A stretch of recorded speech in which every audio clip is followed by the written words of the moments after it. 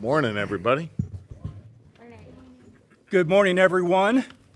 My name is Corey Bell. I am the board co-president of the Westchester Community Center.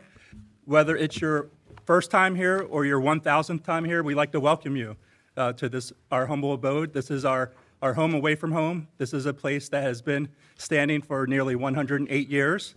Its mission is to provide civics, arts, recreation, and education opportunities to underserved communities in this area, in this neighborhood, and beyond in the greater Westchester area. I'd like to recognize, I don't see her, but our board co-chair, Darlene Jenkins-Walls. She's in the audience, and on behalf of the board of directors and the Westchester Community Center staff, welcome to the center. And I'd like to kick things off by introducing the governor. Thank you, Dr. Bell. Good morning, everyone. Morning. It's good to be with you, and I want to offer just a few opening comments, and then I intend to do a lot of listening today, and I want to hear from all of you. I want to begin by recognizing some of our elected leaders who are here, including the gentleman to my right, our Attorney General, Dave Sunday. Dave will have some comments. General Sunday, I'll have some comments when I'm done. I know we're also joined by Representative Pielli, your local state representative, who's been a leader on these issues in the Capitol. I want to thank you for that. My point person is my Secretary of Policy, Secretary Hussein, who is here, and I know he'll have some things to offer. I do want to just say a quick thank you to Mayor DeBaptiste from here in Westchester. Appreciate you, Mayor, for all your work. Mayors are where the rubber meets the road, so thank you very much for your leadership. And, of course, most importantly, to the students and the school administrators and other leaders who were here. Look, the mental health of our students, of our young people, has been a top priority of mine since I served as Attorney General in my previous life. I come to this issue as both your governor and also as a father of four. I know the challenges that young people are facing, and I saw the data back that up back when I was serving as Attorney General, when we launched something called Safe to Say, which is an app you have on your phone. The idea behind it, actually, at the time, was to give young people the opportunity to report in if, perhaps, God forbid, something bad was going to happen at their school. Someone was going to bring a weapon or someone's going to harm someone else. And the reality is the app ended up not being used so much for that, I guess in many ways, thank God, but it was really used instead for students to cry out for help, to say they needed more counselors, that their friends needed help, that someone was contemplating harming themselves. It was a real wake-up call, and as a result of that, years later as governor, I made clear that we were going to fund student mental health really aggressively. So far, during my time as your governor, we've invested $300 million into our schools just so they could hire mental health counselors and provide other mental health resources. Thank you for the clapping. Over 800 of our schools across Pennsylvania have done that. The challenge we see is that there are emerging challenges to student mental health all the time. I know we're going to talk about some of them today. Let me focus on just one, these so-called AI companions, which you have the ability to engage with directly, almost as though they're human-like, right? And we see more and more students kind of retreating into loneliness, engaging with these chatbots or these companions in a way that we think also creates some serious risks. We also think that these AI companions are not operating, my view, not operating or at least pressing the bounds of the law here in the Commonwealth of Pennsylvania. We'll have more to say about that, I think, in the future. But I can tell you that this is an area that is unregulated, and it's really dangerous. I've called on the General Assembly, Representative Pielli's one of our leaders in this, to require these apps to have age verification and parental consent, to have constant reminders that the thing you're typing to and talking with is not actually a human. I know it sounds crazy, but having those pop-ups so that you know what we're dealing with is not real. Forcing these companies, if they see the suggestion that a young person might cause themselves harm, to report that. And of course, restricting their ability to provide sexually explicit material to our children. We think those are four common sense reforms. In fact, it's garnered broad bipartisan support in the legislature. In addition to that, my administration said that we're going to take three additional steps when it comes to that. One, we've launched a new AI digital literacy toolkit for parents, for students, and teachers. We did it just last month. Already 2,000 people have checked in on it and utilized that toolkit. I want to encourage all of you to take a moment when this is done, take a look at the toolkit. Tell us what's missing. Tell us what else we need to add in there. It's at pa.gov/AI safety. Second, I asked the Department of State, under my authority, to create a task force to investigate all of these different companion bots to determine whether or not they're violating our laws in Pennsylvania. Let me be more specific and explain. We actually, in the office, downloaded one of these AI companions. And we plugged in very quickly, hey, I'm struggling. I need help. I'm considering harming myself. Within 5 minutes of going back and forth with this AI companion bot, the companion bot represented itself as a licensed medical professional in the Commonwealth of Pennsylvania and was there to help. All licensing goes through what we call the Department of State within my administration. So if you're lying about that, if you're not following the rules, we're going to take steps to shut you down. The third thing we're doing is we're coordinating with our Attorney General, with General Sunday, to make sure that these different AI technologies follow the law, and if they don't, they're going to be held to account. The General has a great track record on consumer protection, and he's got a wonderful team working on this. I'll let him speak to the work that they're doing there. But I think it's important to note the coordination between our two offices. The things we control, like licensing, for example, the things he controls, like consumer protection, we sort of believe 1 + 1 can equal 3 here, that if we work together, we can really stand up a strong response to protect our students and protect our young people. Look, that's just one area that I'm concerned with. We came today to listen. We want to understand what you see as the challenges.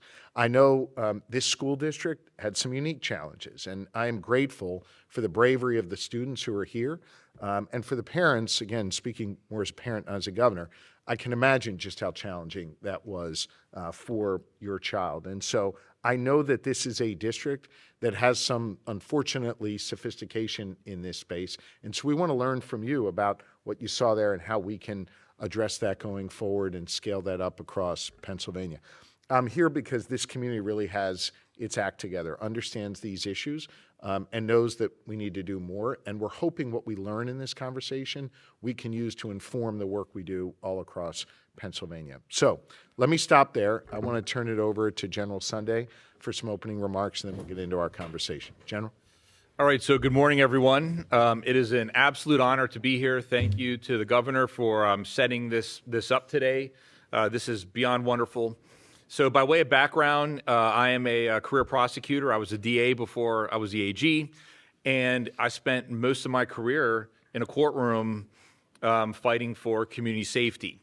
And through the entirety of my career, fighting crimes that occur that you see every day in front of you, I never thought that I would be in a place where we would be fighting crimes and protecting victims in a way that is so sophisticated and so insidious that it's taking place in people's homes and bedrooms that we just can't see. And so because of that, two things. Number one, my office, the Attorney General's office, this is an absolute priority for us. And when I say this, what I mean is public safety and the safety of children. And so there are a couple different things that we can do with regard to that. One of them is the path when there's a crime. So if there's a crime that occurs, we have and will charge and prosecute people for committing those crimes. The second part of this is the consumer protection sort of path that the governor mentioned. And as a former AG, he understands like all the different, what that means and what all we can do. And up to this point, and I think all of us collectively have pride in the fact that Pennsylvania has really been a leader, and we will continue to fight to be a leader in all of these issues. And in particular, when you look across the country, I'm really proud of the fact that we've led the way with huge bipartisan coalitions all throughout the country to reach out to these companies and tell them, we demand that you change your tune. We demand that you make sure the product is safe before it goes out, because you can't fix things, You can't put guardrails up after something bad happened. And you have to take ownership in this process. You know, I'm the AG, I'm a prosecutor, and I'm a dad. I have a young son who's 11, and I'm very, very scared of the world he has to grow up in. And I will leave you with this. We separately have started what we call a Teen Talk series because, and I'm sure the governor would probably agree with this, that, you know, we as adults, like, we sometimes think like we have things figured out. And I've learned very quickly that, especially with this issue, like, it's not even close. I mean, I didn't have iPhones when I was a kid. iPhones didn't exist. I didn't have internet in high school or anything like that. And so hearing from the people that are the most affected puts us in the strongest position to understand the most effective way to handle it. So that being said, you know, I'm so grateful that the governor put this together. It's wonderful to be here, and I'm here to listen and understand so that as we move forward, our collaboration will result in the best outcome. So thank you, everybody, for being here. Thank you very much, General. All right. This is the most important part of the day where we get to hear from you. No rules other than just be respectful to one another. Don't talk over one another. And the first time you speak, if you could just introduce yourself with as much or as little detail as you would like, just let us know who you are. So with that, I think the most helpful thing to us would be a sense of what you're seeing out there, what you see as the big challenges. Don't worry about if it's the Attorney General, the governor, or what branch of government. Tell us what you'd like to see change. We'll sort out the details on the back end, but just would love to hear from you. So the floor is yours. It's open. I'm happy to start. I'm Great. Audrey Greenberg, Radnor resident. I also am an entrepreneur, a serial entrepreneur in our state, and have started many successful companies here, and I'm very pleased with the infrastructure that exists. I also recognize that Pennsylvania is a leader in criminalizing deepfake AI, CSAM. Not just a leader in our country, but a leader globally. So thank you for your leadership in that area. Unfortunately, my daughter was a victim of this particular crime. And what we saw was that the institutions, including the police and primarily the school, did not know how to respond to this. We were re-victimized by the response by the school. And know that our kids spend, as you know, you have 4 kids, 75% of their waking hours in school. That's where their life is, including sports and activities. So having a protocol for the schools when something like this happens again, which we all know it will happen again, what specifically should the administration do? How should they respond? How do they work with police? What tools does a police department have for evidence preservation? These apps, these Notify apps, are based overseas. The data gets deleted very quickly. You have 30 days or less, if ever, to get the information. And so just understanding the proper protocols and procedures. And again, thank you for the AI toolkit. Went through it in detail.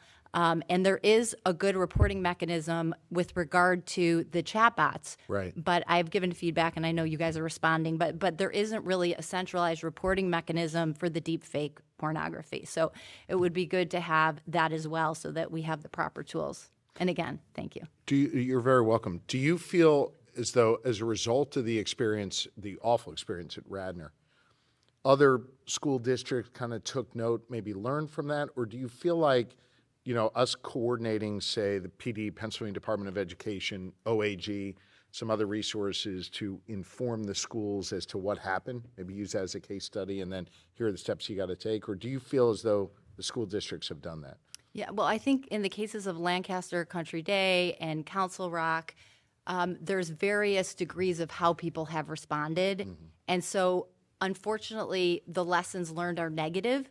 And so if we could take those negative lessons learned in terms of turnaround time, reporting mechanism, victim-centered response, you know, having some sympathy and empathy for these victims instead of telling them, oh, you get to leave class early and sit by yourself at lunch, you know, don't isolate the victim. So anyway, having a victim-centered response. But yes, I do think we can use it as a case study so long as we realize what the mistakes were made and what the proper response should be. Great.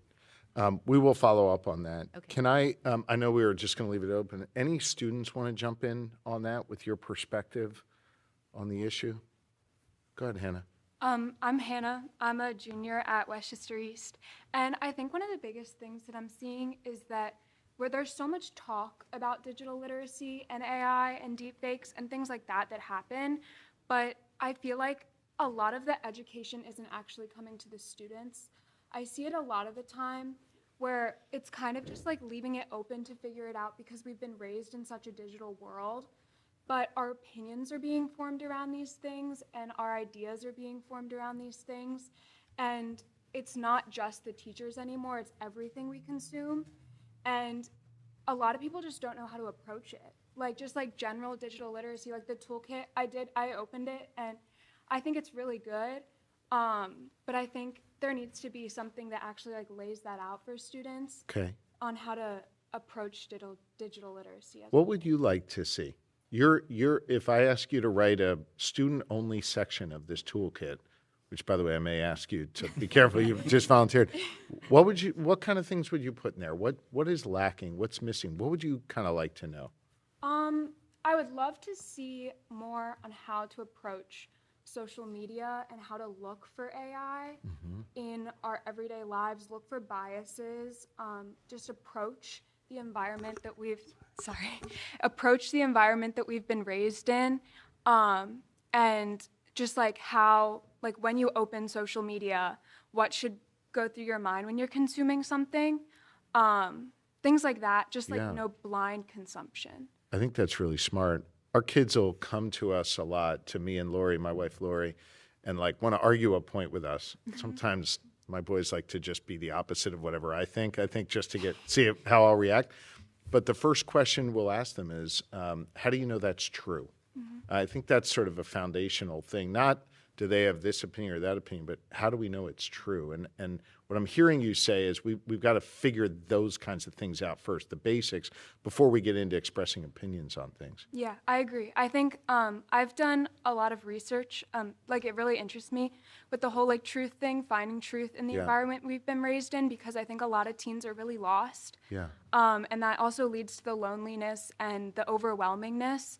And then like with deepfakes, like how harmful that can be, and looking in so many forms of media, and just like how like having parents who test you, like my parents always did that, like where'd you get that from? Like where is this claim coming from? But just you can't just like say it. Yeah. I want to bring the other students in, see if you agree or disagree with Hannah, but just a quick question for you, but no right or wrong answer here. If something's happening in the world, some news is occurring that you care about and you want to learn more about, you grab your phone, and where do you go to get that information first? I think based on experience with seeing like things that are fake, I usually go to news sources first. What's a news source? I really like the Wall Street Journal and like things like that, but I'm not really like, I wouldn't say that's average. Like I wouldn't say I'm like, but I think a lot of people look at social media. Yeah, they do. Okay. And the Wall Street Journal. Yeah. Anybody from the Wall Street Journal here? Yeah. Melwert was hoping you'd say K1W. Any other students want to jump in on that point? Anybody disagree with Hannah? Agree with Hannah? Good. Good, Julian. You seem like you want to say something. Just talk in the mic so everybody can hear you guys. I'm Julian. I'm a sophomore at Henderson High School, down the street. I agree with everything she's saying. Like, you go on like social media apps like Twitter, Snapchat, TikTok, Instagram, and you see a lot of artificial intelligence on there. And some people don't even know if it's real or not.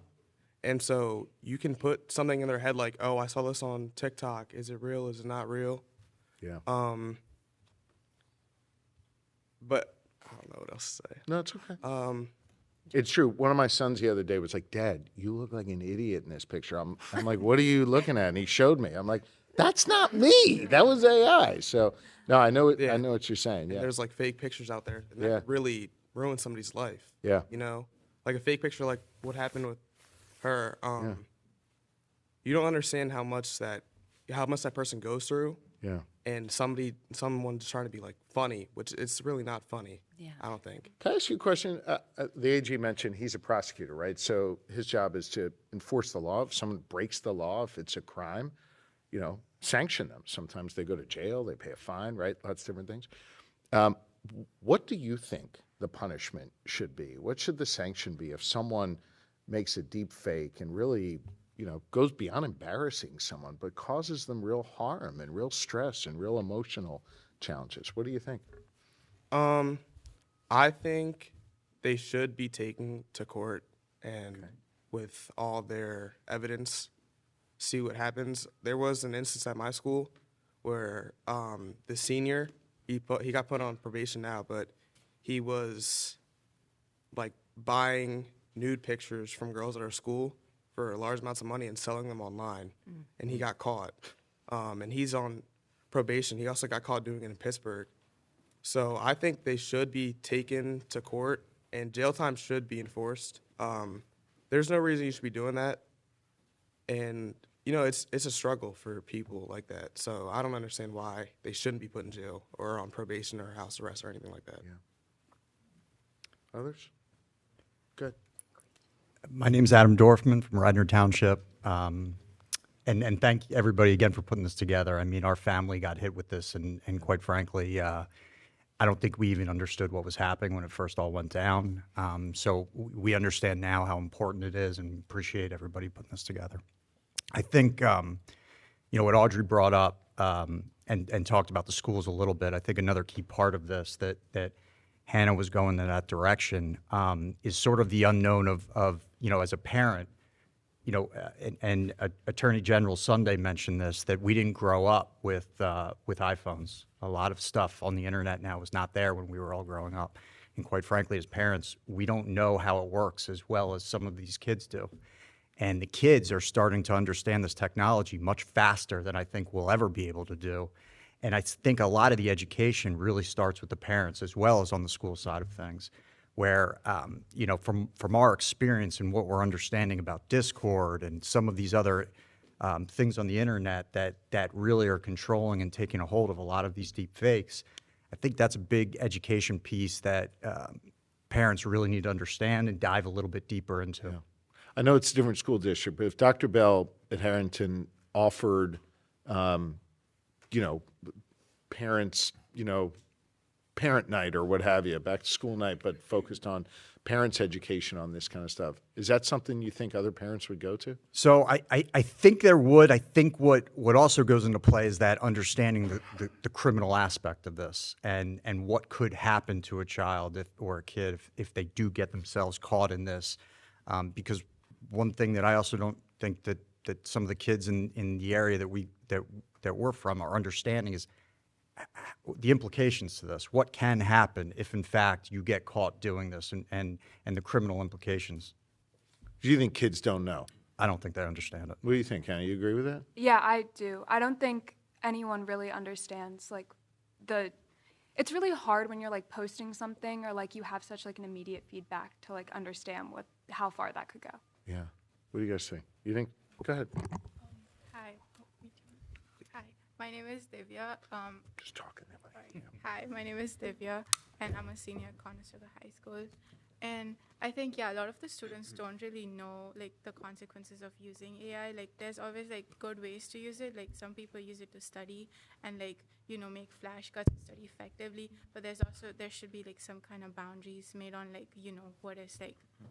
what is something really wrong, and they need to know the consequences in order to, not cross the boundaries. So I feel there should be some kind of, a small, training or some kind of thing in the school, how they have talks in school. Yeah. So maybe if they have one of those talks in school where they talk about it and educate people on it. What do you think if I'm going to bring the AG here in on this?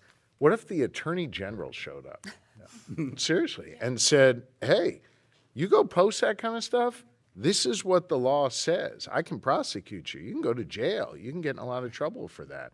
Do you think that would cause students to think about it differently, or they just kind of blow it off? I think they will listen to that more. I feel the more evidence and credibility someone would have, obviously Attorney General would have a lot of credibility. So I think that would definitely help with that. Yeah. Anything you want to add on that? You want to show up at the school? I have done that, but I think that especially now, there are cases that are ongoing that we're seeing that are being publicly reported on. We had some juveniles recently that pled guilty to like over 50 felony counts for doing a situation sort of behavior like this. And I think that when people see that happening, that shows them that this isn't just a conversation, that it's very, very real. And those are real life, real world consequences that will impact someone's entire future. And so I think that, you know, when people see that in the media and they understand that that really does happen, I think that's important. Dr. Harrison, you were trying to jump in there. Sure thing. Roger Harrison. I am within the Division of Child and Adolescent Psychiatry at CHOP. I'm a psychologist, girl dad, 3. And just I appreciate listening to both the students and the parents, and I think it speaks to the complexity of the issue where from where I sit, you know, there are these situations where we have a number, and fortunately right now it's still a smaller number of kids who really experience great harm, like CSAM and, you know, exposing personal information put online that's not AI generated, but people's actual private information. And then what I see from a broader mental health perspective is more and more young people who are spending an extremely long amount of time with these companion bots and kids coming in. You mentioned the thing about misrepresentation as a licensed clinician, who are coming in to see a member of our team who they've been in therapy, but it's not a human being. They've been in therapy with a chat bot, and this could have been for months. And I think about the fundamental need that we have as human beings, particularly as we're going for real human social connection, and how with no regulation, I'm seeing young people they're up until 2, 3, 4 in the morning, just engaging with the chatbot, and how this is actually robbing young people of opportunities for real, necessary social human connection. And also the fact that they don't have a way, and they're not supposed to have a way. These are young people of discriminating or judging like what is good information and what is not good information, what is helpful, what is an AI hallucination. Once you're in this relationship, believing it feels like I'm having an authentic connection with a non-human, and my big concern is for young people who aren't supposed to have the brain maturity or the kind of judgment to determine whether or not this is good or not good, or true or not true, and then the complete lack of safeguards that gets them lost down that rabbit hole. Yeah. I want to follow up on that and then bring Representative Pielli in here. Dr. Harrison made a point about the amount of time on their phones and losing that sort of interaction. I am in support of what we call a bell-to-bell ban, which means when you get to school, your phone has to go in the locker, in a cubby, in a book bag, whatever it is, backpack, whatever it is, and you get it at the final bell, right?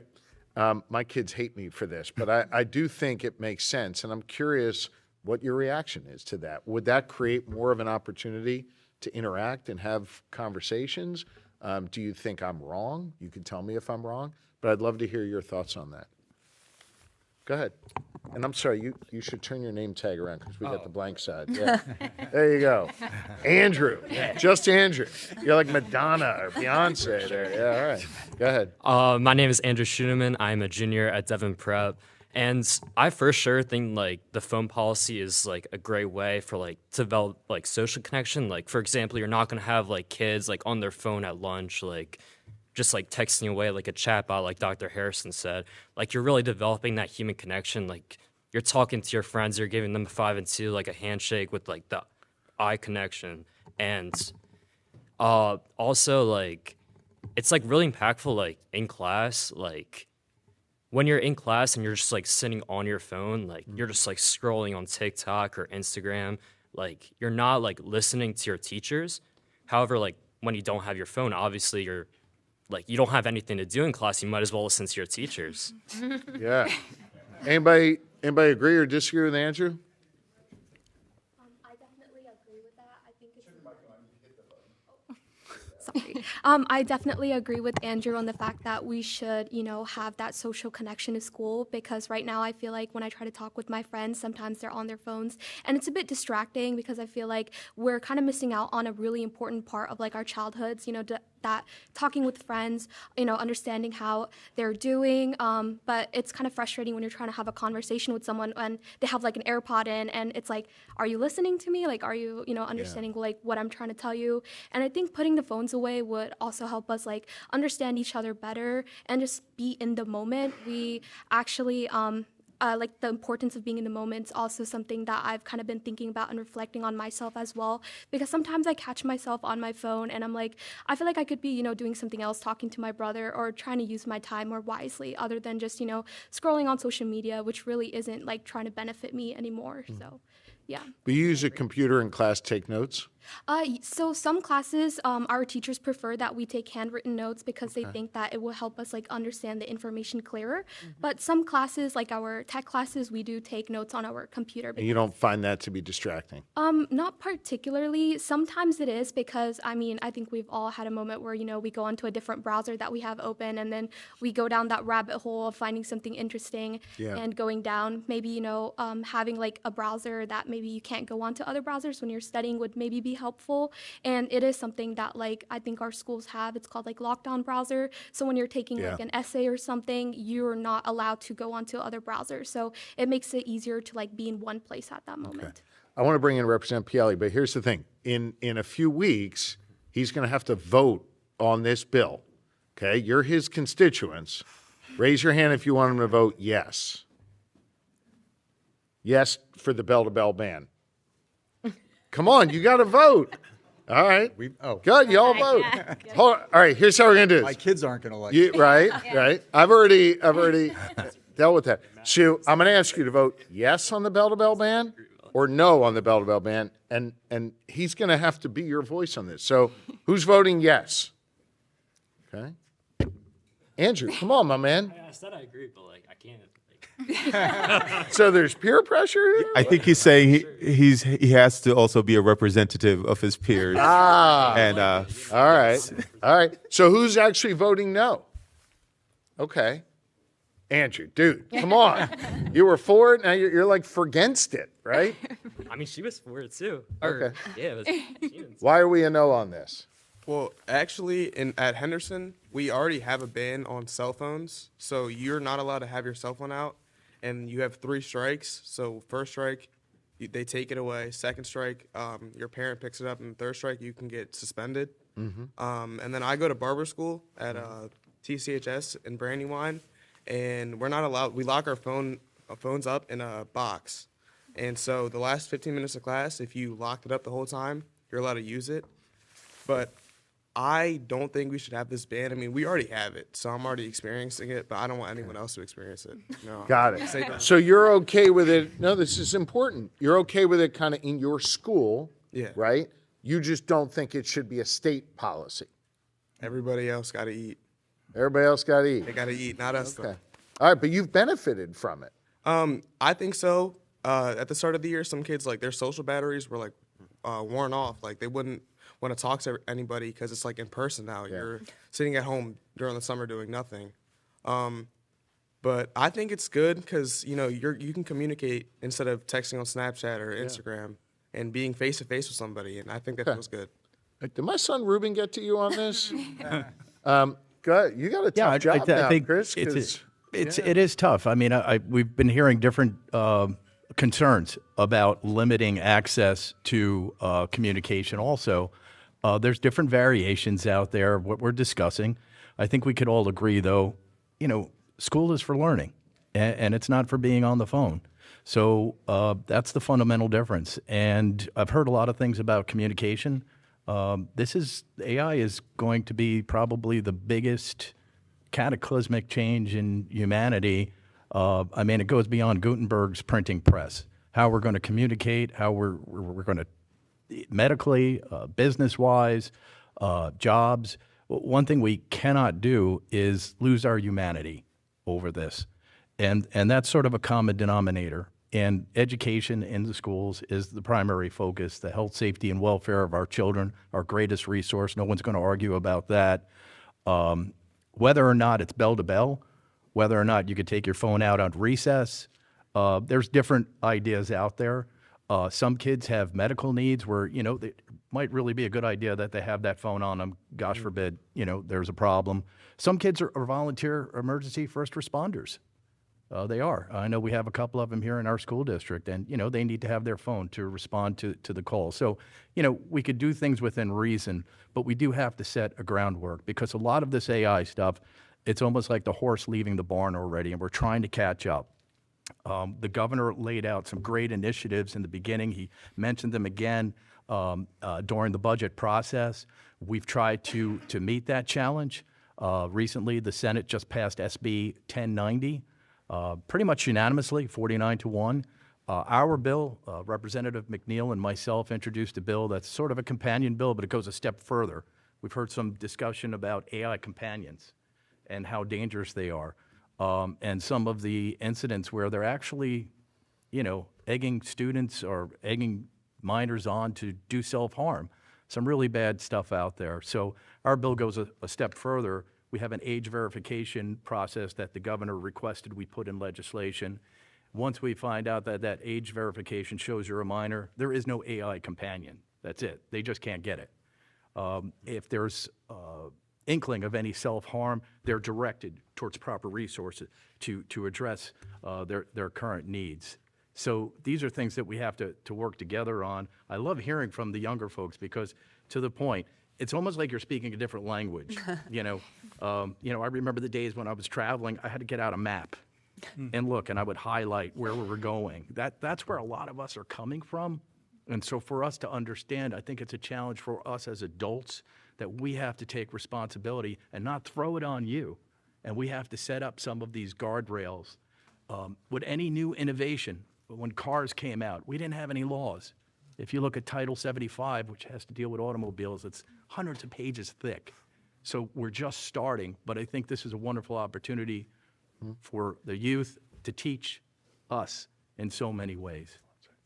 I appreciate it. All right, so the representative staked his ground. Audrey, Morgan, pardon me, you were big time for this. Audrey was against it. I'm just curious, when you raised your hand, why you did and for how you banning cell phones. Yeah. And yes, I think that I ask my kids their opinions and their thoughts, but I think that we have to, sorry, I have to move this because I can't rotate. If we wait for the kids to beg us to take it away, I think it's too late. And so we have to be the adults and put guardrails in and kind of make these decisions with their input, but also in the best interest of their brains are developing. They did not grow up with this. They don't know the long-term effects of it. Yeah.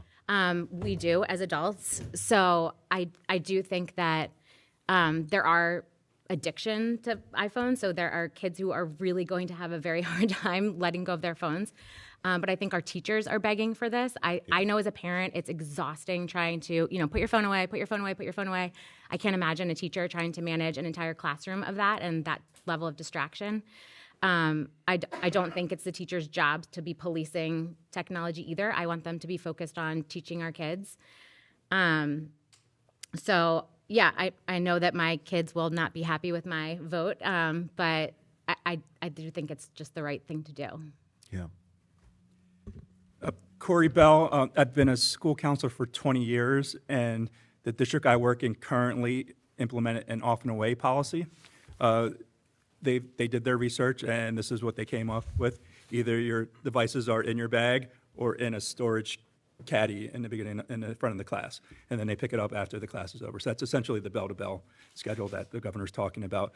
I'd say there's a lot of pushback at first from the students, but we've seen like a decline in stress and anxiety in the classroom. They're able to focus more. And I think what was met with a lot of opposition in the beginning is it's come around as like, this is a good thing for us. I can focus on class now. I'm doing better. And I didn't want it, but I'm glad it's in place now. Thank you for that. Mm-hmm. Yep, Hannah and then Secretary Sain. I think I'm with Julie and we're in the same school district and we have like the bell to bell. They just don't like take our phones. I think that's like my biggest concern is like I kind of view my phone as like safety. Yeah. It's not even like like needing to be on it. I just like having it on me. It brings like a level of like I have a little bit more responsibility over my safety. I know I've talked to my friends about this a lot, but like if I have a teacher who you have to put your phone up when you go to the bathroom, and no one goes to the bathroom in that class because, well, but it's like partially because they want to be on their phone, but also because like there's a level, like I live in a like great area. Like it's not like anything happens a whole lot, but like in the horrible chance that it were, my phone's up there and I have no way to reach anyone. So I think that's my biggest concern is like if I can't access my phone, like that's like a level of concern for me. Yeah, I think that's really unfortunate that you have to think about that, but I think that's a really fair response. One of our sons said the same thing to me.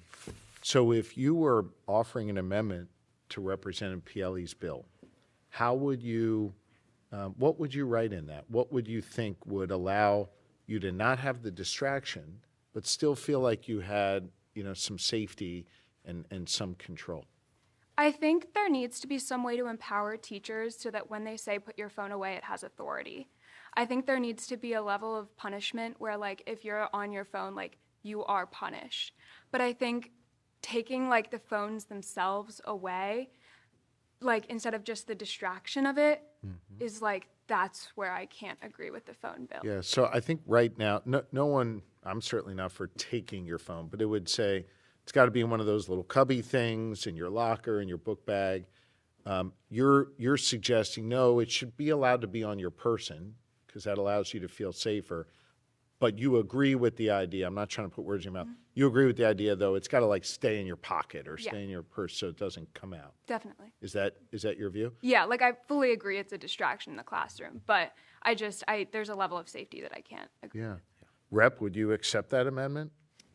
Yeah, I think it's good because it's going to teach responsibility like so many other things that we have, rules and regulations that you have to abide by. So I don't necessarily have a problem with that at all. Okay. Thanks, Hannah. We're making laws here. This is great. All right. I'll jump in. I'm so sorry.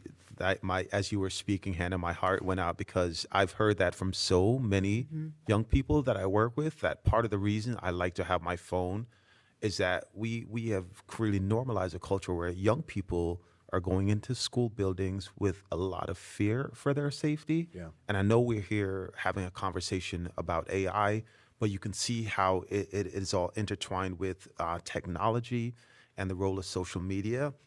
And the fact that a big driver of kind of like this mental health, like unwellness for young people is that we've kind of just normalized living in a society where I don't know that I'm going to be safe when I'm in school. And yeah, my heart went out as you were speaking that because you're not alone in that sentiment. But this is where we are. And it is a big part, I think, of the driver for young people. Beyond, I want, constant access to TikTok and Instagram. I don't feel safe. And my phone helps me to feel safe when I'm in school. And that's, I don't know how we move beyond that point. Yeah, if I can just chime in. Yeah. I'm here's a mom of 4, so I'm incredibly impressed that you can do your job as a father of 4. But this is also deeply personal for us. Our daughter was also one of the victims of AI deepfakes of one of her classmates. So while I think that you have very valid points, and it does break my heart to hear that kids feel that need for that safety, and I don't want to take away that feeling. It is also, phones can also be used as weapons. So there are kids in school that can take pictures of other people without their knowledge, can upskirts, things like that. So while it is a sense of security for some students, and in some moments it is, but it can also be used as a weapon to cause harm that, kids aren't participating in, or you don't even know that someone is taking that picture or recording you or videotaping you. So having the phones in school also, I feel like, contributes to harm that can spread immediately. So somebody can take a picture and within minutes, these things are happening. We've lived it. These apps, not just the educational ones, the ChatGPTs, the ones that you're typing into for questions. There are specific apps that are just for entertainment and just designed for pornography that have no safeguards in place. Kids are downloading them And the schools just have this very outdated way of thinking about sharing and files, that like they're looking for some zip disk, or that it's something that's saved. The apps now are designed to protect their creators. So as these people are creating these images that are fake and sexualized and possibly pornographic, they're just holding up their phone and showing kids. So like if it's in school, you know, that's where it's being shared because they have access to that many kids, and that's how quickly it can spread without having to text it or email it or leave like a paper trail. So it's just this, for us as parents, it was this eye-opening and just gutting moment to realize how this is happening and how different it is than when we were growing up, right? There's a VHS, somebody recorded it, somebody has it. It's just a totally different way of thinking that our school administrators need to be trained on, our school boards need to be trained on. I mean, having policies in place is essential, but if we don't enforce those policies, and if kids aren't held accountable and offenders aren't held accountable, then what message are we sending to all of these kids? Can I drill down on that for a moment? And I'm so sorry this happened to your daughter. Thank you. And just as a dad, I'm just so sorry. And if this is too personal, you don't have to answer it. But at the moment you learn this happened, I imagine as a dad, I would feel like, oh my gosh, what do I do here, right? Who do I call? Where do I go? Do I call a prosecutor? Do I call a therapist? Like, who do I call? And I'm curious how you process those immediate moments and what you wish you knew then, that we might be able to sort of stand up in a way that empowers parents should they unfortunately have to go through what you did. Yeah, first of all, thank you for that question. You're in this whole process between school and our experience with local law enforcement. No one has asked us that. So I think it's an incredibly important question and conversation to have so that we can learn from these mistakes and learn from these new events. As a mom, when I first learned about this, I almost dismissed it. I was just like, go do your homework. You know, our daughter was told that there was a boy at school who was making these images and purchasing the app and spending money and sharing these, and she knew all of her friends told her about it. She found out about it at school. So we were kind of dizzy in the moment of, wait, like what happened? And tell me exactly what you know and tell me exactly how you found out. So we were kind of consumed by the trauma of trying to navigate like the trauma that she was going through and the emotional, and then trying to figure out the legalities of it, right? Like these are kids, these are other kids, these are our friends, there are other children involved. We didn't know where to go. Thankfully, someone had told us, because there were multiple other victims, that the Safe to Say line had been activated, and so that there had been multiple reports to the Safe to Say line. Well, I didn't know what the Safe to Say line was, so we knew like in concept what it was, but I didn't know what does that trigger, what happens after that's reported. Are we gonna get a call? Is our daughter gonna get called down to the principal? What are the next steps? So we reached out to the school, and that was our first inkling, like, okay, this is where she heard about it, they're talking about it, this is where it was being shared, it was being offered. So that was our first step. And looking back, I wish we had contacted the police right away. I think the timing of these crimes is essential. We also were kind of met with dismissal. I mean, I'll never forget as a mom sitting in the school hearing, you know, that this was nonsense and that there's really nothing they can do. So I felt like we did kind of waste time looking back, having those conversations, and we should have just gone directly to the police. I think that as parents, having clear pathways of reporting, like exactly what you said, like who do you call, when do you call them, what do you do? Do I need to save her phone? Does she take it to school and I have no idea what's happening? Do we delete everything? Like what do we do with this information, especially when there's other children involved? Do I call their parents? Like we just had no idea. So I felt like we were kind of paralyzed in the moment.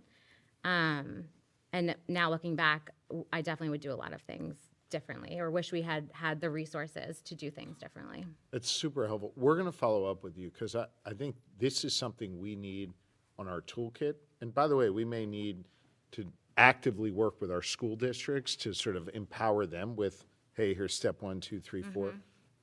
I'd like to follow up with you on that. Sure. And how we best do that. And again, if you don't want to answer this, it's okay. But while you're dealing with the sort of legality of it and the process of it, you've got a kid who's upset, right? So again, as a dad, I don't know that I would know what to say. Where did you go for help on that? Like, who do you call? So I had a great relationship with one of the counselors from elementary school, and I have 4 kids. My youngest is an 8-month-old, so he's out of the picture. Yeah. I have a freshman and a middle schooler and an elementary schooler. So we actually have somebody in each school. Yeah. We did that. We spread our 4 out. Too. Yeah. We should have In theory, talked. it's great, yeah, in but theory, it's a good yeah. idea. Yeah. But I didn't know who to reach out to, so I reached out to the person who I had the closest relationship with, and I just said, how do I talk to my kids? How do I talk to my 10-year-old? How do I talk to my 12-year-old? What do I do with the 14-year-old? So there were different levels of conversation, different things that we wanted to share and talk about with them. And so the school counselor at the elementary school level was incredibly helpful and gave us outside resources for sexual trauma counselors and things like that to help guide us as parents. Like, I just needed to know how do we talk about this? So that was really helpful. And if you were thinking about, hey, I got to alert law enforcement, are you thinking, I got to call the police chief, I got my local police chief, I've got to call the attorney general, I've got to call the DA, or do you kind of not even know who those folks are to call? Like, what are you thinking? We had no idea. Thankfully, our kids have never been involved in anything criminal yet. So that was really, we didn't know who to call or what to do. We didn't have an attorney, anything like that. We went to the school, and the school basically told us we have to call the police. So if you want to do anything, you have to call the police. And we were confused because I thought, well, this is like child pornography, and doesn't the school have a Emanating from the responsibility school, to do something? right. Right. Like, I didn't want to be the driving force. I wanted to go home and take care of my kids. So that was extremely overwhelming and impactful to our entire family to feel the time that it took us to figure that out while also trying to take care of them. Yeah. And General had a quick question for you. Well, actually, this is for any of the kids that want to answer. Just real quick, you sort of inadvertently reminded me of a conversation I had during one of our teen talks. And, a lot of what I'm hearing today, like whether phones are in school or they're not in school, a lot of this ties back to the technology itself and the just addiction of being on these apps. And so question I have real quick for you guys. So I heard the other day from a teenager, they told me the term bed rot. Do you guys know what that means? Mm-hmm. Can you explain do you know what that means? I do. Oh, you do? Really? Oh, well, let's pretend there's people here that don't. What is bed rot? Explain that to me, anyone. You're literally laying in bed on social media for like multiple hours, just sitting there doing nothing but on social media. And do you think that's good? No, not at all. And so when people do that, like, I mean, aren't there also, I don't know, like, what is it, snap streaks and right? Yeah. And are you guys like really motivated by those streaks and like making sure, can you explain that to me a little bit? I mean, some people are. Like, some people are really into it. I think as you get older, you kind of detach from that. It's like, it starts from a really young age. I remember in middle school, people were like obsessed with their snap streaks. It's like, how often are you on Snapchat? What's your snap score? But yeah, I think the bed rotting thing is just like awful. So real quick, and this will probably trigger a couple questions from the governor. I have no doubt your answer, but like, if you guys were older and you had children and you're aware of the internet and what you all know about it, what are things that you would want to see done with your knowledge to protect your children or younger brothers and sisters? So I would like to speak on that. So basically my parents growing up, like, they didn't really give me like any phones or any devices until I was in a certain grade. So I got it like summer of 8th grade. So like beginning of 9th grade, just for like safety reasons, and also because I take care of my mom like for medical reasons and all. So I just got it for that. And then they also like put restrictions on like when I get the apps. Like, for Instagram, I got it last year when I was like of a certain age to know like, how to like not get into the loophole. So like they want me, like they had restrictions on like apps so that first I like learn how to like understand the schoolwork and like focus on school first, and then once I get into like habit of it, like social media is just to like connect to people, but like there needs to be like restrictions on it. So like I got it a little later, and I think if I were to have kids, I would definitely do something similar. Like I would give them like an Apple Watch or something for like safety reasons, but then I would not let them have like social media until a little later when they're like a little more mature for that. That's what we did with our kids. We let them get a phone once they were traveling to school, but they weren't allowed to get social media till later, I think 16. And then we didn't let them post anything until after they turned 18. And our daughter was really upset with us about that. But then when she turned 18, actually probably a couple years after that, when she was in college, she thanked us for that. She thought it made her grow up in a healthier way. It didn't feel that way while she was growing up. She had a Doc? And I think I want to chime in, share my experience that while most parents are generally aware that their children are connected to social media like Instagram or TikTok, most of the young people I talk to, their parents have no idea how much time they spend engaging with the chat bots.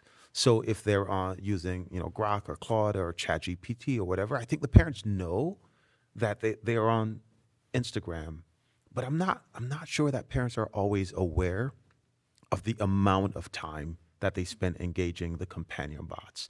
And then with that, the other thing as we think about, earlier I mentioned how essential it is that we have social connection. It is also so essential that we have sufficient sleep. And the other issue that I think is a real threat to mental health of young people is that this bed rot and the doom scrolling also interferes with sleep. And so so many young people that I work with, like they're going to bed at 2 or 3 or 4 and then waking up at 6 or 7. And just think of all of the kind of cognitive consequences, the learning consequences, and the overall mental health consequences of losing sleep. So I think those two issues, the fact that I think, parents are aware that kids are using social media. I'm not sure that parents are as aware of how much time kids spend engaging these bots. Mr. Secretary, you were going to ask something before. I apologize. I think I was just curious. I wanted to follow up on the thread we were talking about in terms of learning about AI and teaching the students about AI. This is mostly for the students and perhaps the parents. Are your teachers doing anything along the lines of teaching you about the seriousness of AI? And is it coming up in any way in your curriculum? I would like to comment on that question. So right now, in terms of like our teachers or my personal experience of like what we're learning about AI from like our educators, is they're teaching us how AI is like now and how it's gonna like, work in education. Not particularly like outside of education. For example, if it's like an English class setting, my teacher would maybe sometimes talk about how we're going to get over like the AI protocols in that particular class. But I don't think there's been like an instance in school where it's like a talk or some sort of conversation about like, the other dangers that AI has. And like the toolkit, I think that's like an amazing idea. And maybe having that as like an assembly or like a conference with like students and parents about, the other dangers of AI outside of school and inside of school would be really helpful, because one thing that I've noticed is that a lot of the news that kids or my friends learn, they're getting it from like social media or it's like online, or they're self-learning. They aren't really getting the talk about like the dangers of AI from like an adult figure. So they're not understanding like the severity of this. Or I know we were talking about like the chatbots and all of that. And I did like a summer program where I learned about like, how bots are built and chatbots are built, and how like from like that technical aspect can understand, that's just like data, but to like someone else who doesn't understand like, how these bots actually work, or like, the bot can't see who the person is across the screen. Like it doesn't know their race or gender, their culture. So it's just like, it's just a bot and it's just replying based on like a database that it has. So it's not something that is reliable, but I don't think kids realize that. And I know, Dr. Harrison, you were like talking about this before. So maybe like, teachers explaining about the dangers of this and, how to like properly regulate it, or having like an authority figure talk about it rather than just us having to self-learn it would be very helpful. Speaking of authority figures talking about it, and you will not upset me or the general here, if you were being talked to about this, your governor showed up, your attorney general showed up, your school counselor showed up, your teacher showed up, your principal showed up. Who's going to be the most compelling? Like, who's going to have the most impact on how you're thinking about this? There's no right or wrong answer, and we will not be offended if you don't pick us. I'm assuming you will not pick us. It's okay. I can speak for parents. Yeah. I think that for parents, it's the most helpful to have the criminal side, right? We want to know what are the consequences of using these tools. Okay.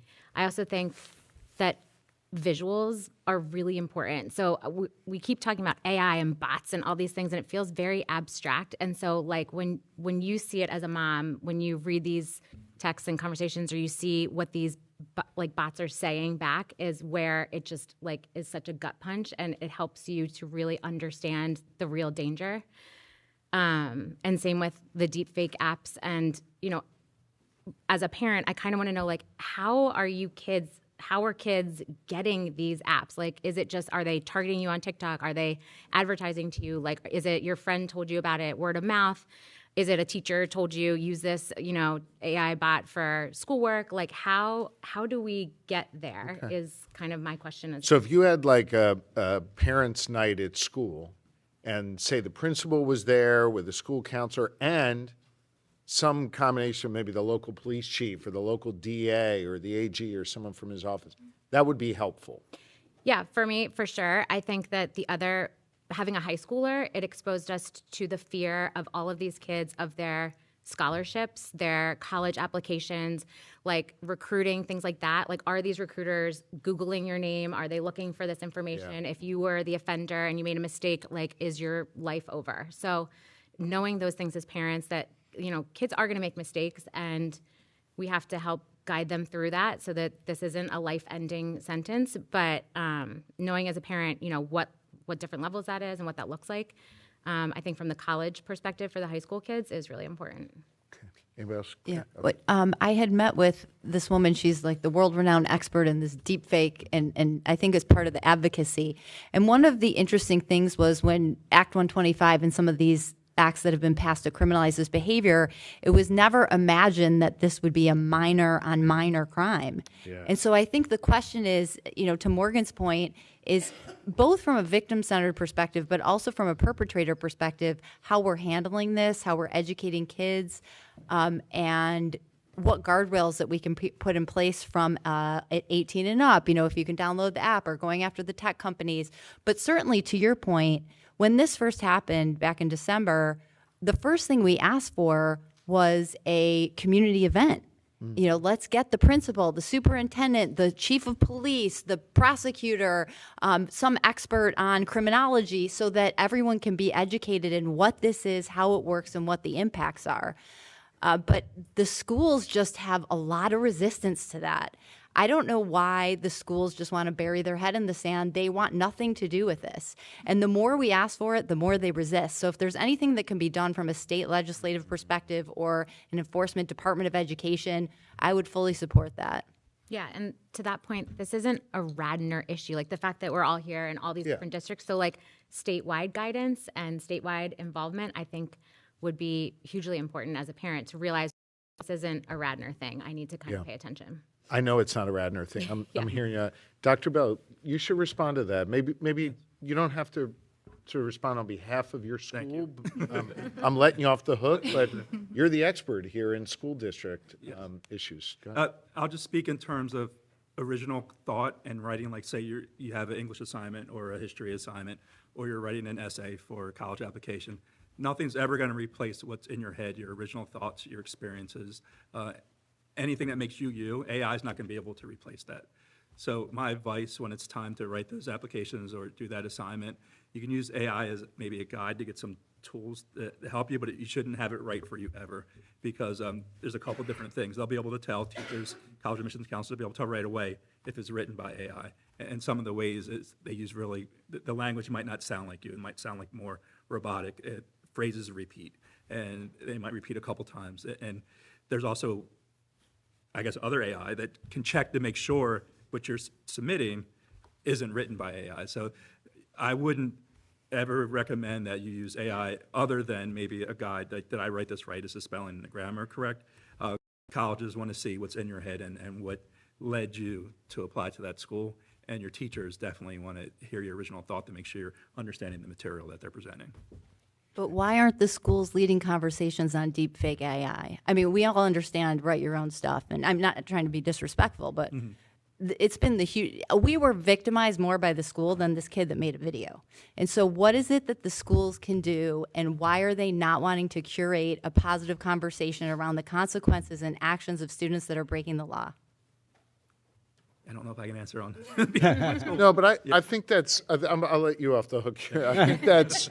I think that's a really fair critique, and I think one of my takeaways from this is our Pennsylvania Department of Education has to get far more aggressive with school districts to build up not just a curriculum for students, but really for parents And teachers. and of course teachers to be able to understand these issues a bit better and have the protocols in place should there be, an urgent moment or an urgent event like what Radnor's experienced and other school districts have experienced as well. So I hear that loud and clear. Rosie, who's got a 3-year-old and a newborn and is going to be dealing with this at some point, keeps telling me we're way over time. I apologize. But I want to just quick. Is that why she's dancing over there? Yeah, she's like, come on. Quick lightning round. Anything the General Secretary need to be thinking about, the rep, before we walk out of here that we didn't cover that you wanted us to know? Hannah, you're itching to say something. Go ahead. Well, I wanted to go back to the question about who would be most impactful to Yeah. hear it from, and like adding to the whole teachers and parents conversation. People want to hear it from people who are in their lives. Like students want to hear it. They don't want to hear it like from a detached conversation. Last year, my school district did an AI training, but it was very detached. It was the teachers didn't know what it was. It just felt like it was very much like just distributed from administration to check a box. That I think people want to have a conversation. They experience it in their lives. They want to see how, like, if I'm using this to write my essay, what skills am I missing? They don't recognize that they're losing that opportunity, that just having those conversations, learning to have them in homes, learning to have them in the classroom, I think that is where you can start. Who would that be? What kind of person? That would be like your parent or your teacher or like the person who is in your life who can see that. And then there's also like the criminalized side where like people need to take it seriously, and I do think that needs to be a big part of it. Okay. But as Dorfman here said, but we also want to hear from a prosecutor or someone in police or what have you. Would you have an objection to that? Would that be helpful, or it's just less important to you, maybe more important to a parent? What do you think? I think it needs to come from both. I think it just needs to be a little bit less stigmatized. Okay. I think, but obviously that's not something you can do as governor. But I think there's so, I mean, maybe, I don't know. It's all right. But I think it just needs to be a conversation that people keep having, and it's in our lives. So I'm glad you're having this. Thank you. I'd like to give a quick plug for school counselors. Like, no matter what school or what district you're in, their school counselors are trained professionals, and if they don't have the answer, they'll help you find the answer. So whether it's your school counselor, your school social worker, if you're lucky to have a crisis counselor, I would start with them. And if not them, a trusted adult, like the elementary counselor. If you had a great experience with them, use them as well. But there are people in every building that can help you, and school counselors are usually at the forefront of that. Any other quick final comments, sir? I think I'll jump in to say that I'm a clinician, and so I'm generally working with individuals and with families. And even as a clinician, I think looking for the research to guide, like, how do we approach this? This thing is happening so fast. And I think it's also important that we are doing good research to fully understand the impact, the mental health, the cognitive impacts, the social impacts of this, because it's happening so quickly, and so the research doesn't always catch up. Great. All right. Rep, General, and then I'll close. Go ahead. Yeah, I think it's incumbent on us as, legislators to protect the health, safety, and welfare of our residents and especially our children. And so we are attempting to just do that. When we talked about companion AI, there's really no need for companion AI for minors. They'll live without it. But the dangers that we've seen, so why should we throw it on them to be responsible when they're not even adults? So we should just preclude it. That's something that I'm working on with HB 2215 and some of my other colleagues. So look for that. Call your representatives. demand action. This is a very important issue. It's not going to go away, and it could change the trajectory of humankind. So we do have to get ahead of it and get our arms around it. Thanks, Rep. I'll be quick. I want to just say that, to the parents in here whose children were victimized, from speaking as a chief law enforcement officer, I'm sorry that this happened to you. I'm sorry that this happened to your family. I'm sorry for the trauma that I know that your children are experiencing and will continue to experience. And that's something that we take very, very seriously. I take it very seriously. My office does. And so, we will process everything that we've heard today. Our offices speak literally every day on a gazillion different issues.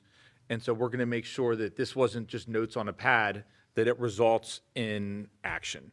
And you young people, you guys are awesome. I just want to say, you're like, 1,000 times, 1,000 times smarter than I was when I was your age. I promise you. So you guys, amazing, bright, wonderful futures, and thank you for being fantastic. That's it. Well, I echo the sentiments of the general.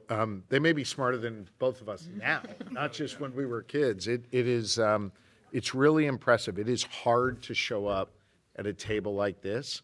It's even harder to show up at a table like this and speak really passionately and personally as you have. So I truly want to say thank you and echo the comments of the general. To the professionals who are here, I want to say thank you for helping us gain a greater understanding. And to the parents who, have struggled with this as I struggle with it as a parent, I want to say thanks for sharing, the personal side of this.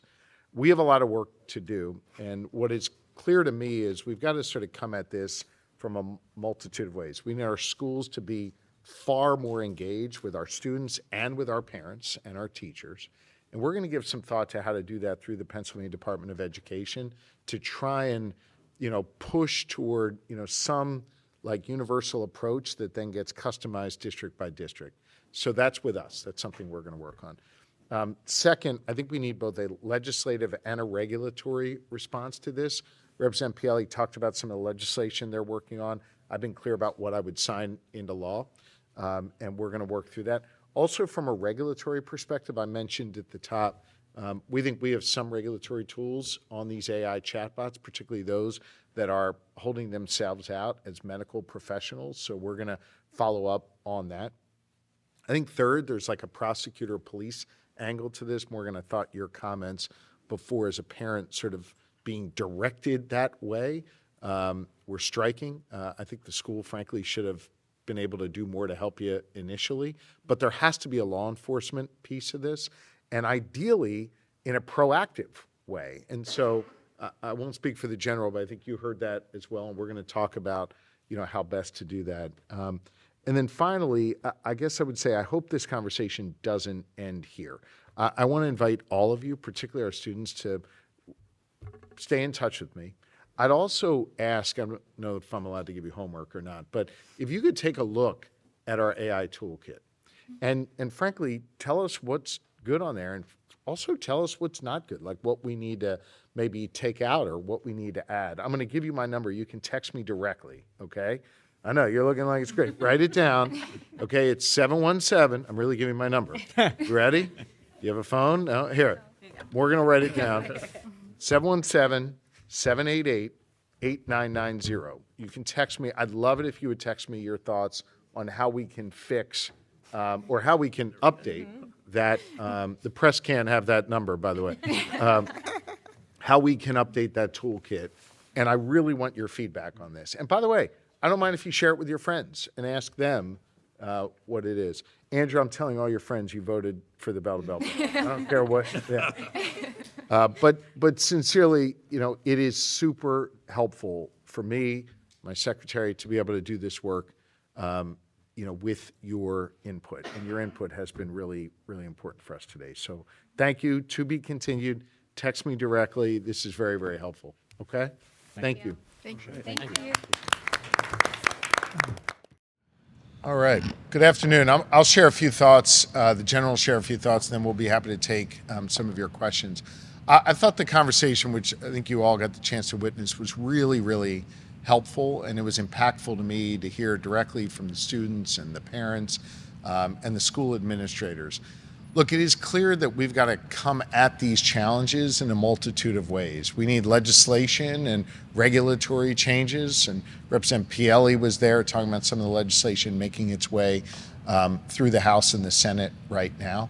We're examining what kind of regulatory changes we can make within our administration. We also need, and I'm sure the General will speak to this, we need to make sure law enforcement is more engaged at the local level in both preventative efforts as well as dealing with the kinds of challenges that we saw here at Radnor High School and then beyond. And then finally, I think we've got to listen to students, and we've got to make sure that young people are helping drive this conversation. It is not sort of a one-size-fits-all here. We've got to be able to address the needs of students in a way that make them feel empowered. I thought Hannah's commentary about needing to feel that security of having her phone with her, even if she's not using it, we need to respect that. We need to hear what young people are saying, and we need to make sure that we're crafting our approach to addressing the needs that they have, while also making sure that we're putting responsible policies in place that we know can help them learn in their school day and be protected even after the bell rings and they get home. For me, the more listening I can do, the better policies we can make, and I thought the conversation here was really, really useful on that front. Again, I won't go over all the specifics. You were in the room, you heard it. Let me let the General share a few of his thoughts, and then we'll be happy to take your questions.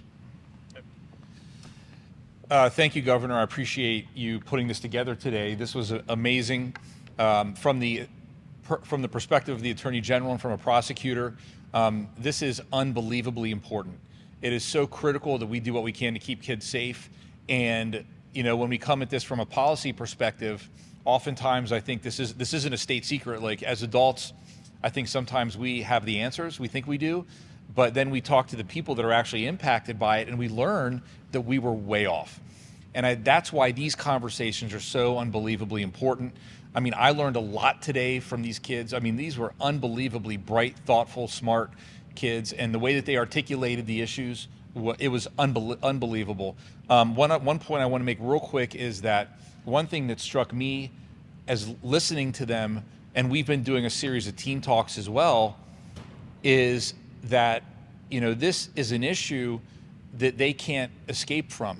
They live in it. They're young coming into it. They can't get away from it. It's in every aspect of their life, but they are also extremely self-aware of the nature of the issue itself.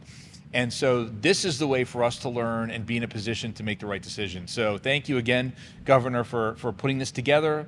I'm unbelievably appreciative, and it was just fantastic. Thank you. Appreciate you. Any questions? Yeah, Jim. It was hard to hear as a human, as a parent, the parents talking about being re-victimized.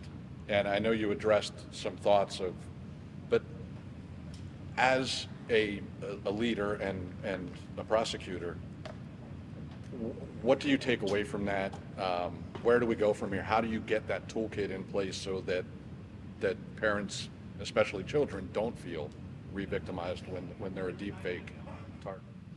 Well, number one, the toolkit is in place. About 2,000 people have viewed it. And as you heard, I encourage parents, I encourage the students to give us more feedback. It's a living document. We want to make sure we improve it, and incorporating the views of parents is really important in that. I view this as a father of four. If, God forbid, something like that happened to one of my children, would I know exactly where to turn in that moment? When I'm dealing with the emotions of something traumatic like that for a child, would I know exactly who to go to? And I thought the comment from the mom at the table there that, you know, she didn't really know where to go. She went to the school first. They said, go to the police. That's not fair. We need to have a uniform approach to both empowering parents on the front end, and then if they are dealing with a crisis moment, have the school know exactly what steps that parent should take or that they'd encourage them to take. in order to address it. I think that's a hole in our, I don't even want to call it our laws, but in our approach to these issues at the school. And it's one of the things I'm going to be challenging the Pennsylvania Department of Education to address immediately.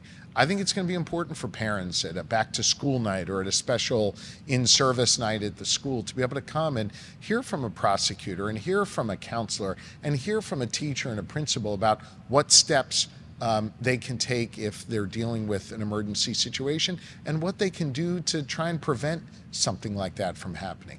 That's a clear takeaway from this conversation here.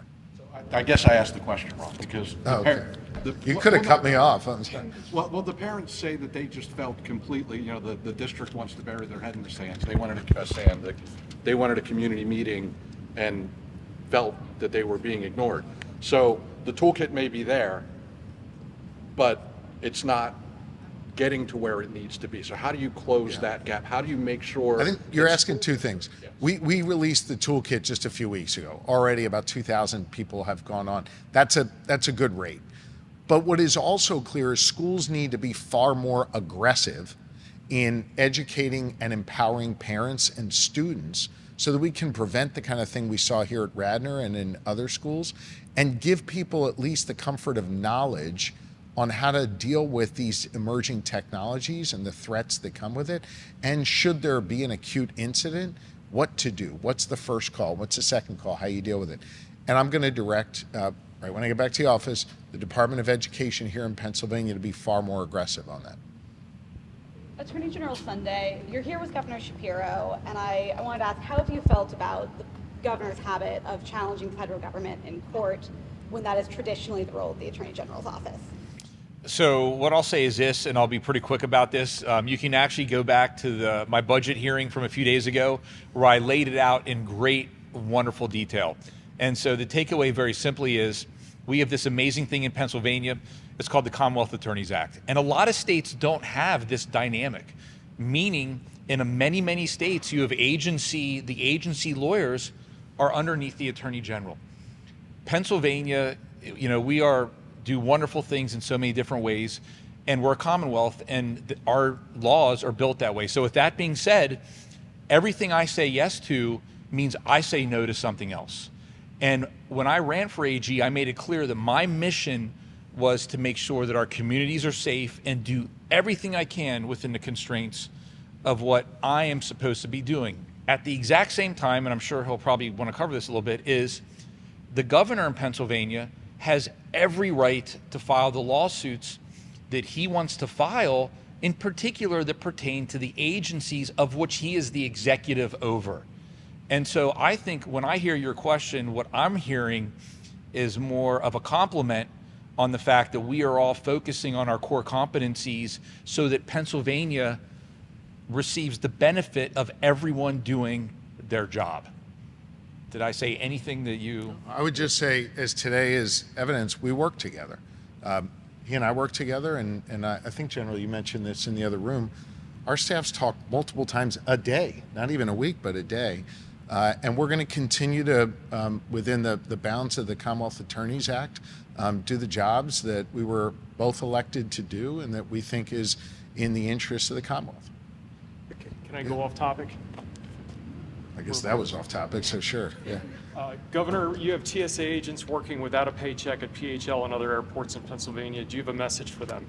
Yeah, the Congress of the United States needs to come together, work in a bipartisan manner, and pay these TSA agents and get this done. Look, I thought Leader Jeffries put forth a really smart proposal, which was to pay TSA and the other organizations, or pardon me, the other offices, while they continue to work through some of the responsible reforms that are needed at ICE. They could pass that tomorrow and alleviate the kind of headaches we're seeing at Philly and other airports across the country. All right. Two Philadelphia schools, Penn and Villanova, made the NCAA tournament. Any predictions or well wishes? Yeah. Who do you have in your bracket? Man, I'm a homer. I picked Penn, I think, to win 2 games and Nova to win 3, if I'm not mistaken. So, look, I think, first off, I would just tell you what Penn has done in their Ivy League run to win the Ivy League championship is really impressive. I think they can hang not just with Ivy League schools, but with other schools. That's why I picked them to go far. They're a well-coached team. They're a disciplined team. and I like their chances.